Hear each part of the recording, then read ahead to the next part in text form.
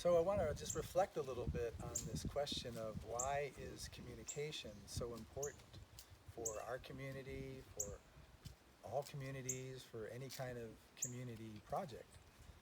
And what I've come to realize, and it's been about 40 years that I've been in intentional communities, 26 here and before that in Ohio. And one of the things that I learned was that we come from, a culture culture is often described as a dominator culture. Cultures that teach people to get their needs met through force, punishment and reward mostly kind of thing. And that there's a whole nother type of culture called a partnership culture. And those cultures get their needs met by learning how to cooperate, collaborate, share power, and so forth. And so when most of us coming from these dominator cultures like ours have a certain way of thinking, a certain way of perceiving reality, and a certain way of communicating that is all designed for creating hierarchy and power over. I like to say it's great for building empires. So Western culture has been great at building empires. Well, that way of thinking and communicating that's great at building empires is a disaster for creating loving relationships or community relationships, collaborative relationships, and all that. So when you take those communication skills that were meant for power over, hierarchy, and you try to communicate within a structure that's more egalitarian or cooperative and collaborative and sharing power, then it usually is very difficult to do that. And so it's not just a question of communicating, certainly that's a huge part of it. It's actually learning to change the thinking that how we perceive reality, how we perceive each other, and then communicating from that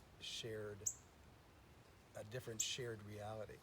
So nonviolent communication is one of our community's favorite ways of learning to restructure how we think about our relationships and how we talk to each other and so forth. So that's this shift from dominator to partnership culture, and having a different way of thinking and communicating that allows us to get along with other people. The second part is around this question of proximity and interdependence. That, in mainstream culture we have this phrase, good fences make good neighbors. So when you're trained up in a power over kind of way, then your relationships tend to be very painful, and it's like we're almost allergic to each other because of the painful ways that we relate to each other. So what we've learned over a long period of time is put up a fence. I stay here, you stay there, and we don't interact about significant things, and that way we avoid pain with each other. But if you figuratively and literally take down the fence, and you now say, I want to learn how to relate to you in some kind of collaborative, cooperative, community way, then you start running into the reason that you put the fence up in the first place, because we don't know very much about how to relate in ways that are really harmonious and nourishing. So proximity is one factor that requires a higher level of emotional and social and communication intelligence. But it's actually, I don't think, the main one, because people can live in apartment buildings and not really have to talk to each other. They're in close proximity. But interdependence is a whole other factor. So if you, to the degree that you share power with somebody, like shared decision-making power, then it becomes even more important that you learn these skills of communicating and thinking and so forth along cooperative, collaborative kinds of ways.